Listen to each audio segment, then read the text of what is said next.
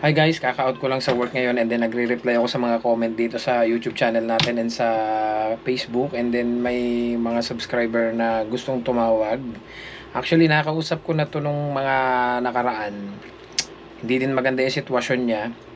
And sabi nga niya sa akin lumipat siya ng work kasi may abuse doon sa unang work niya. Sinabihan ko na siya na mag-apply ng vulnerable open work permit. I don't know bakit ayaw niya. Mahirap pilitin kasi gaya nga na sabi ko sa inyo, marami ditong Pilipino na hindi ko alam, nakarating naman sila ng Canada pero ayaw basahin yung rights nila. May ano naman siya may mga evidence naman siya. Sinend pa nga niya sa akin yung mga videos na nagbabasag yung amo niya sa harapan niya. And then marami pa, hindi ko na sasabihin yung iba. And then to make the story short, nakahanap siya ng ibang work, nakalipat siya. Kaya lang yung nalipatan niyang work, yung mga dating kasamahan namin at yung dating mga kakilala ko na galing din doon sa napuntahan naman niyang work ngayon, awa naman ng Diyos, nag-offer sa kanya ng LMIA. So nakalipat siya. Kaya nag-aalisan daw yung mga tao doon dahil hindi maganda. And then tinanong ko din yung ibang friend ko na may mga kasamahan na kakilala at na doon sa pinagtatrabahuhan na niya ngayon. Sabi nga, isa din yung sinasabi nila, hindi din daw maganda doon sa nalipatan niya. So sabi naman niya, okay na po ito, tatsagain ko na. And then after mga siguro wala pang isang buwan, nag-message uli siya sa akin. Sabi niya, hindi na rin maganda. Mamaya, ito, natawag na. So mag-uusap muna kami, guys. Magandang hapon po. Hello po. Babae po pala kayo? Ay, opo, babae po. Akala ko yung lalaki. Babae po. Ako po yung sa... Opo. May nangyari kasi kakasabi lang din ng team leader namin kaninang umaga. Kasi bali 10 kami na bago doon. Dalawa kaming Lamia. Oo. Hindi, mag-isa lang akong Pilipino. Puro Indiano tsaka Vietnamese yung kasabay ko doon sa 10. Opo. Tapos yung 8, may PR, may open work permit. Tapos bigla sinabi ng team leader kanina, bilis-bilisan niya ang pag-harvest at di mo ba alam na tinanggal na yung 8, sabi niya. Sabi ko, nagulat ako kasi pinag-DOP lang kami, natanggal na pala yung 8. Tapos sabi niya, kaya kayo, uobserbahan pa daw ng 1 buwan, kung hindi pa kayo mabilis, tatanggalin din kayo. Kaya nagulat ako, sabi ko, pwede pa lang ganun. Lamia pa naman kami, sabi ko. Pero yung Lamia nyo, nakaprocess pa lang, tama, di ba? Oo. Wala pa. Oo, yun lang. Oo, Kasi ang totoo niyan, ma'am, share ko din sa'yo, yung ibang karanasan ng ibang kakilala ko dito, ganun din. Instead na mag-apply ng vulnerable open work permit, like what you said last time na nag-usap tayo, di ba sabi mo, may abuse. May abuse doon sa unang work mo. Sinend mo pa sa akin yung mga video. Ang totoo niyan, pwede ka namang mag-apply ng vulnerable open work permit. May evidence ka naman, and kung may nakasave kang mga conversation, pwede ka mag-apply online po yun. Isasend ko sa iyo yung link. Actually, may isa din akong subscriber dito sa Kokitlam naman. Yun naman, galing Taiwan. Wala pang 1 week. Hindi naman siya tinuturuan ng maayos ng mga kasama niya. Tapos ayaw siyang paggalawin. So pag gagalaw naman siya, sinasabihan, manahimik ka dyan sa tabi. So hindi daw niya alam ang gagawin. So wala pang 1 buwan, terminate daw siya nang walang dahilan. So sabi ko, ganun yung nangyari sa kanya. Yun ang problema, may mga ganyan kasing pangyayari talaga dito na yung iba hindi naranasan kaya hindi nakaka-relate. Ngayon, dahil ikaw naman may hawak kang mga evidence, ang totoo niyan, pwede ka mag-apply ng vulnerable open work permit online. Isasend ko sa iyo yung link. Actually siya, sinend ko sa kanya yung link na kapag-apply siya ng vulnerable open work permit. But at the same time, naghahanap-hanap din siya ng panibagong LMIA sa iba na baka may mag-o-offer. Ngayon, sabi mo naman, nakalipat ka na dyan, mag-o-offer naman ng LMIA, ang totoo niyan, base doon sa mga natanong ko na galing dyan, at even yung mga friend ko na may kakilala dyan dati, nakasama nila na dyan dati, iisa sinasabi, hindi maganda dyan, pangit ang sistema, kaya lahat ng Pinoy dyan umaalis. Ngayon, since sinabi mo naman, okay ka na dyan, tsatsagain mo na, at least may LMIA, tama naman yun. Kaya nga lang, dahil ganyan, nagulat ka, biglang aalisin ka din pala. So parang may mga iba ding kakilala ko na umalis doon sa dating employer, nagtrabaho na sa Vancouver, And then, mga 3 months na, hindi pa rin nare-release yung kanilang LMIA na ipinangako sa kanila. So, syempre, parang ganun yung sitwasyon mo ngayon. Ang nangyari sa kanila, bumalik uli sila doon sa previous employer nilang nilayasan.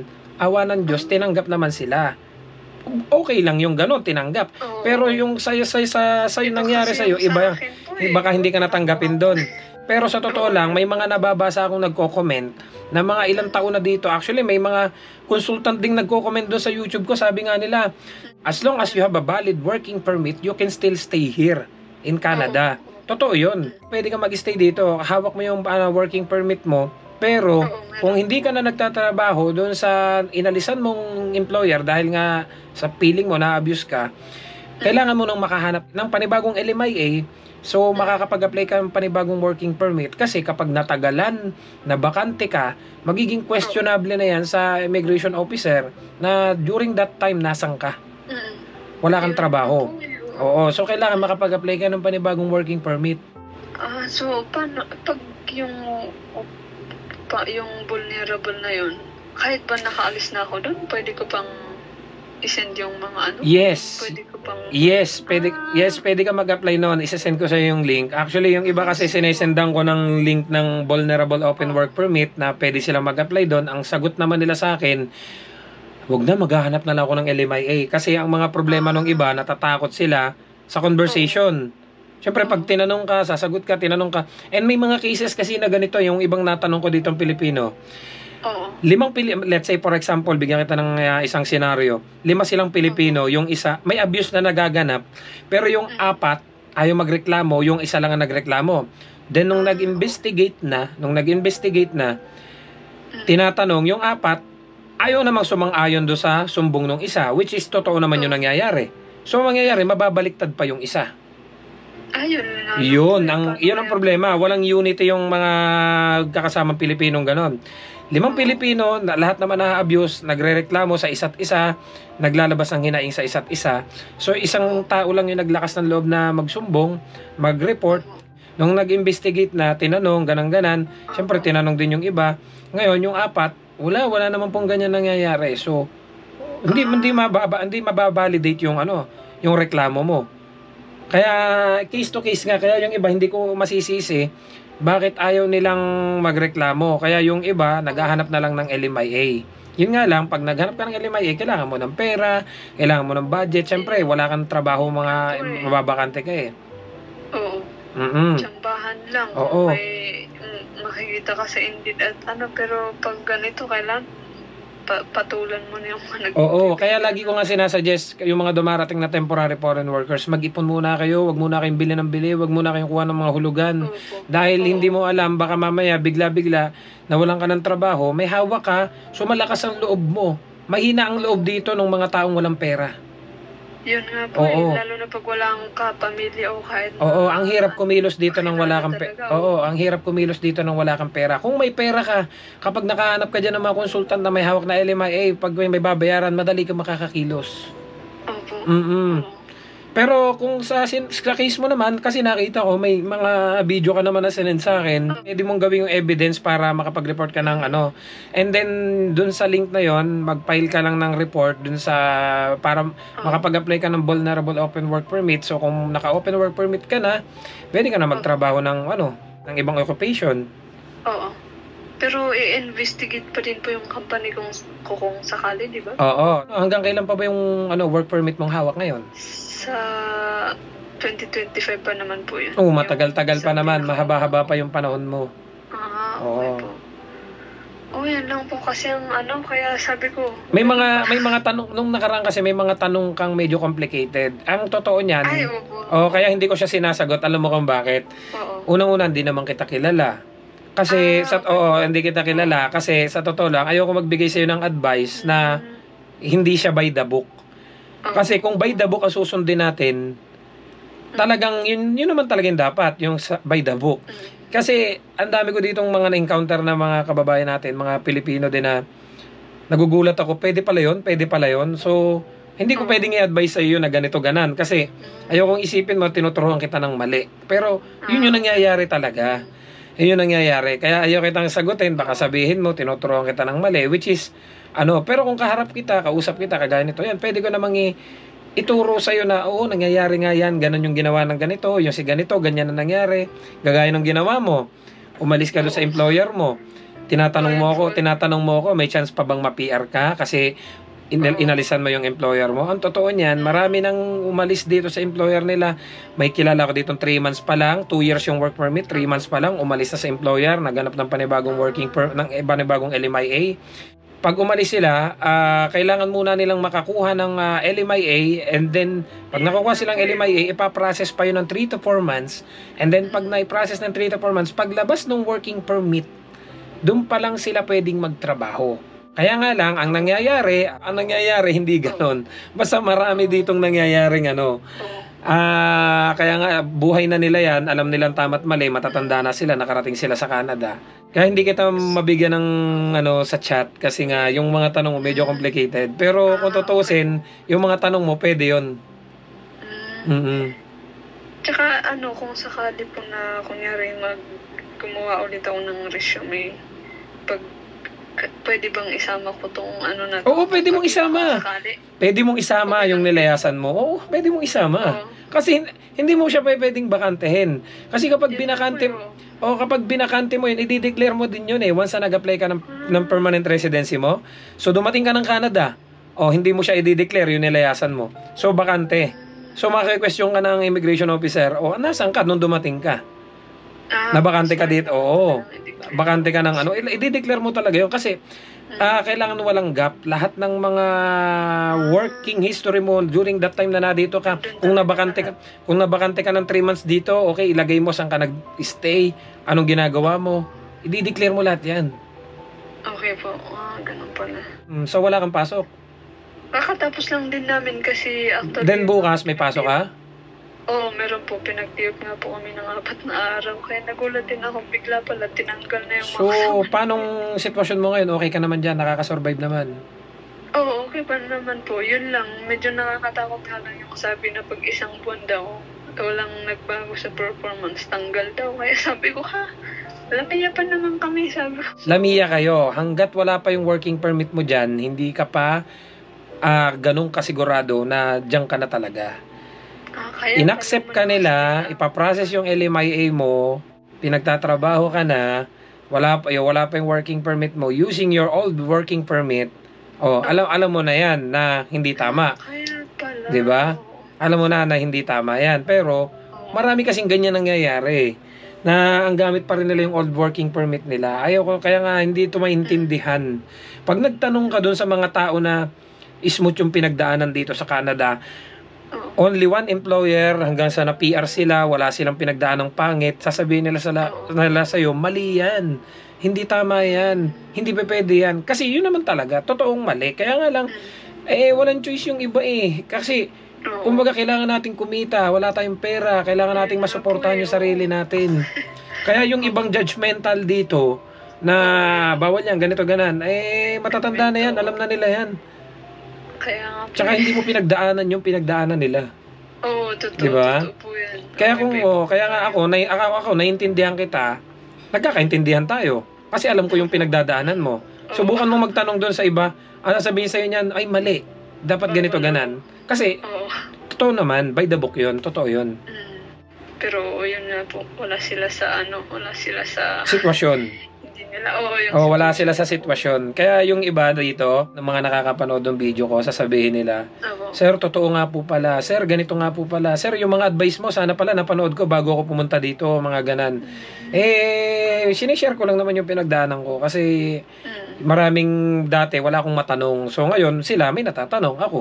Kaya nga po inisip ko, sabi ko, tanongin ko nga po si Kuya Birds kasi at least alam ko marami. So galing ka po ng Opo. Tiis-tiis ka lang muna. Pag lumabas yung working permit mo, mag-apply ka ng PR pag qualified ka na. Then kapag okay na, saka ka na lang maghanap ng Ganun talaga. Marami naman dito. Kahit ako, pinagdaanan ko din yung hirap Tapos na ako doon. At least maraming salamat po. Kung sakali ulit, baka pwede naman po ulit magtanong ulit yun. Oo, walang problema. Huwag kang panghihinaan ng loob kung nasa ganyan kang sitwasyon ngayon. Ang totoo niyan, palalakasin ko loob mo. May mga subscriber ako dito, yung isa kadarating lang babae. Mga 3 months pa lang nawala ng trabaho. So nabakante siya, iyak siya ng iyak. Laging parang ikaw, tawag din ang tawag sa akin. Then binibigyan ko siya ng mga ano. So nawalan siya ng trabaho ng 6 na buwan. Sabi ko, tapos nung ika-6 na buwan niya, tumawag siya sa akin, Kuya Perch, maraming salamat sa pagpapalakas mo ng loob ko. Nakahanap na po ako ng LMIA. So 6 months siyang bakante. Oo, galing din siya ng Lamia din siya. Lamia din siya. Tapos yung isa naman kababayan natin na gusto na mag-suicide. Oo, kaya nga sabi ko nga sa'yo, kung sa tingin mo pangit yung sitwasyon mo, sa totoo lang, ako na magsasabi sa'yo, mas maganda-ganda pa yung sitwasyon mo sa sitwasyon ng iba. Kasi yun 6 na buwan na nabakante. Yung isa naman, government employee sa Pilipinas. Government employee sa Pilipinas yun na, binitawan niya. And then, nakapasok siya dito ng LMIA. Kaya nga lang, may maltreatment din, may abuse din. And then, hindi sinusunod yung kontrata niya. Wala siyang may padala sa pamilya niya. Tapos, sinibak pa siya sa trabaho. So, wala na daw siyang trabaho. Hindi siya makapaghanap ng LMIA. Oo, nag-message siya sa akin, gusto na daw niyang wakasan yung buhay niya kasi gusto daw niya makuha yung family niya dito. Sabi ko, hindi niyo po kagad-agad makukuha ang family niyo. Talagang talagang pinaghihirapan po yan bago. Hindi po tayo yung kagaya ng hindi po tayo kagaya ng iba na may magulang na pinitisyon lang tayo, na PR yung magulang natin. Tayo pinaghihirapan natin yan. Ngayon, kung panghihinaan ka, paano yung mag-ina mo? Hindi mo siya makukuha lalo. Awa ng Diyos ngayon, nakahanap na ng LMIA din. Oo, kaya nga kung pangit yung sitwasyon mo ngayon, mas pangit yung sitwasyon ng iba. Oo, kaya nga sabi ko sa'yo, hindi ka nag-iisa, marami kayo, pero mas maganda pa yung sitwasyon mo. Kaya if you think na down ka, ang totoo lang, mas maganda-ganda pa. Tsaka lagi kang magpe-pray, bilog naman ang mundo, kung pangit yung sitwasyon mo ngayon, di mo alam, sinusubo ka lang ni Lord na nasa ganyang kasitwasyon para patibayin ka. Opo. Maraming salamat po. Maganda po yung sinabi niyo. Totoo yun. Kasi ako, kung tutusin, gusto ko nang umuwi dati. Iyak din ako ng iyak before. Sabi ko, hindi para sa akin ang Canada. Pero nalagpasan ko na lahat.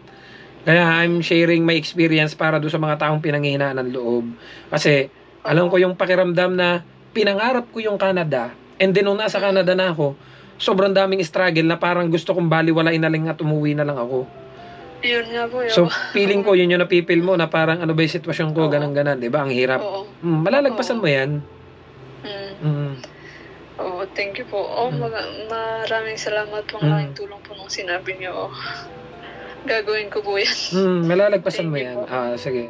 Well, ang totoo niyan guys, sobrang busy ko ngayon. Pagka-out ko sa work, hindi pa ako nakakaligpit ng kwarto ko. Nag-start na ako kagad dito sa computer kasi sobrang dami kong inaasikaso. Patapos na yung working permit namin. So, instead na mag-renew kami ng working permit, kinakailangan na kaming mag-apply ng BOWP or Bridging Open Work Permit since naka-apply na po yung aming permanent residency. So, yun po yung kailangan namin gawin. So, medyo inaaral ko pa at napakarami, talagang sakit na sa ulo. And pasensya na rin po, ayan, kung pakita ko po sa inyo, kung makikita nyo sa screen, napakarami ko pong nare-receive na messages araw-araw na iba't ibang klase ng tanong. Kaya ang dami ko pong nakukuhang idea sa inyo na rin po mismong mga subscriber natin. Iba't ibang kwento ng buhay nila dito. Pagdating dito, mayroong 1 week pa lang, may 1 month pa lang, may mga mga abuse na nagaganap, may mga gusto nang lumipat, may mga kung ano-ano pong kwento. Kaya ang dami ko pong natututunan sa inyo. At at the same time po, yung mga tanong po nila, inaaral ko po dito, nagbabasa-basa po tayo dito sa IRCC site, and at the same time, pag hindi ko na po talaga alam, itinatawag ko po ito kay Sir Kel doon sa consultant. Agaya na lang po kanina lang, bago po itong tawag na to, hindi ko lang na-record. May tumawag sa akin na isa nating subscriber na ang problema naman niya isa common law, gusto niyang makuha yung kanyang kinakasama na hindi pa sila kasal pero may anak sila. So nabigyan ko siya ng payo, kasi yung payo ko po is base sa tunay na karanasan, kasi saktong-sakto same case sila nung kasama ko na pagdating dito hindi naka-declare, dito lang niya dineclare yung kanyang boyfriend at saka yung kanilang pagsasama ay kailangan ng mga katibayan na talaga nagsama sila sa Taiwan. So yun, maayos na. Binato ko na rin siya kay Kel, sila nagkausap, so laking pasasalamat niya kasi ang plano po sana niya, uuwi siya para magpakasal at para makuha niya yung kanyang mag-ama, pero dahil nung napag-usap ko sila ni Kel, hindi na siya uuwi at ang mangyayari i-declare na lang niya as common law at i-sponsor niya papunta rito. So sana po naintindihan nyo kung hindi ko po lahat ay kayang sagutin. Meron po kasi pati sa comments, sa TikTok, sa page natin, sobrang dami ko po lahat na sinasagot ng mga tanong, nag-iisa lang naman po ako. Ayoko naman pong may mga nag-a-apply na, sir, baka pwedeng kami na lang yung mag-asikaso ng maging admin nitong mga pages mo. Ayoko naman po na ibang tao ang magsasagot na hindi naman sila yung nakakaalam ng talagang karanasan na naranasan ko dito, and at the same time wala pong idea, wala po dito sa Canada yung sasagot sa inyo, kaya pinipilit ko pong tiyagain isa-isa kayong masagot. So sana guys may natutunan kayo, kasi sa totoo lang marami nga dumarating dito na ganun yung senaryo na kailangan lumipat. Ako naman po pinipilit ko makatulong sa abot na aking makakaya. Kung may idea po ako kung ano yung tinatanong nyo, sasagutin ko po yan. Kung halimbawa naman po yung tinatanong ninyo, alam ko naman po kung paano alamin, babasahin ko po yan. Kung talagang medyo complicated na, ilalapit ko na po yan doon sa consultant na makakilala natin. So pasensya na kayo kasi hindi pa ako nakakaligpit ang kalat pa nitong kwarto. Inuuna ko lang muna to kasi medyo masakit na sa ulo. So see you guys sa next vlog. Don't forget to subscribe, like, and share this video para kahit papano yung mga may planong pumunta dito sa Canada ay magkaroon po kayo ng idea sa sitwasyon namin dito at sa buhay na meron kami. So see you guys sa next vlog. I love you all. God bless. Bye-bye.